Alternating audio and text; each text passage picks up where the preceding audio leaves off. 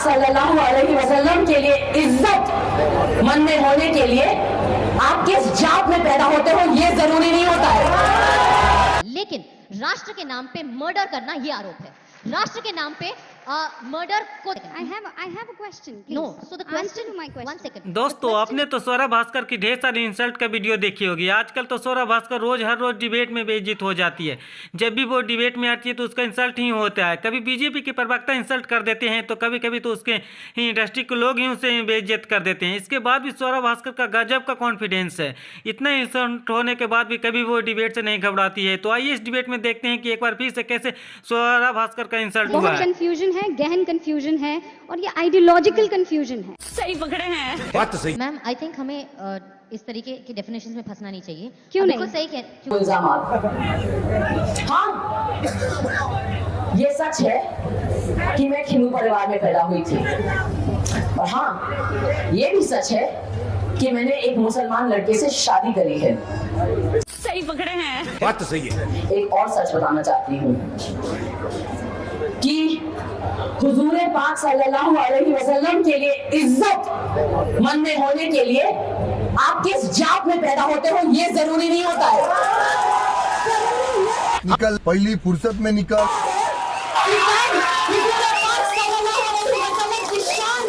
गुस्ताखी हो तो आप उन गुस्ताखों के साथ जाके हाथ नहीं मिलाते हो, ठीक है ना। जो मेरे पति के दीन और ईमान पे बार बार सवाल उठा रहे हैं, आज इस मंच से मैं उन लोगों को पूछना चाहती हूँ कहना क्या चाहते हो भाई ने कि आपका ईमान कहाँ था जब आपके दोस्त अनिल राठौर ने नितेश राणे की सभा यहाँ लगवाई थी, जहाँ पे खड़े होकर वो आपके नबी को गालियां दे सकता था। तब आपका ईमान कहाँ था?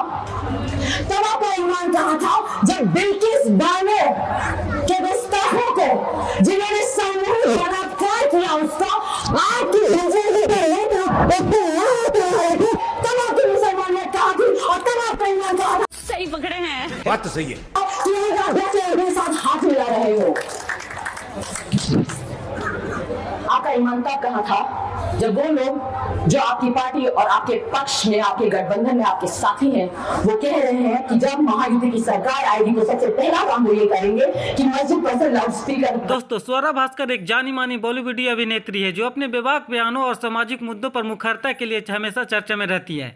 हाल में उन्होंने अपने राजनीतिक विचारों के कारण बॉलीवुड में ब्लैक लिस्ट होने की अटकलों पर प्रतिक्रिया दी है। उन्होंने स्पष्ट किया कि वह बॉलीवुड को इसके लिए दोषी नहीं मानती है। इसके अलावा स्वरा भास्कर ने मौलाना सज्जाद नोमानी से अपनी मुलाकात के दौरान सिर ढकने के कारण उन पर प्रकाश भी डाला। उन्होंने बताया कि यह उनके धार्मिक आस्था और बड़े के प्रति सम्मान का प्रतीक। ऐसा तो स्वरा भास्कर का आए दिन रोज ही डिबेट में बेइज्जती होती है। जब भी वो डिबेट में आती है तो उसकी इंसल्ट ही होती है। कभी बीजेपी के प्रवक्ता इंसल्ट कर देते हैं तो कभी उसके इंडस्ट्री के लोग भी बेइज्जत कर देते हैं। फिर भी स्वरा भास्कर के टैलेंट को दाग देना पड़ेगा, क्योंकि इतने इंसल्ट होने के बाद भी कभी वो डिबेट से नहीं घबराती और सीधे डटकर सामना करती है।